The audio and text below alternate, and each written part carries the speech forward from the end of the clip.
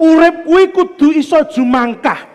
Jumangkahno sikilmu supaya apa kang dadi sediane bisa kelakon. Apa sing duwe cita-citane ning nggon jero sirah kuwi iso kelakon. Nek wong gelem jumangkah, gelem mlaku, kuwi gelem mergawe, wonge sukses duwe duit. Ning nek wonge mbeguguk meneng tok, kuwi wong ora sukses. Alah ra mesti. Yen melangkah jangkah sikil, kuwi wong sukses. Wong sukses duwe duit. Duwe duit. Sugih. Sugih. Kandha sapa?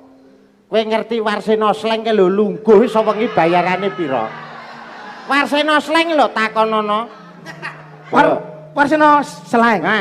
Sleng grup kae dalang kae. Oh. Lho, kae nek dalang apa playon?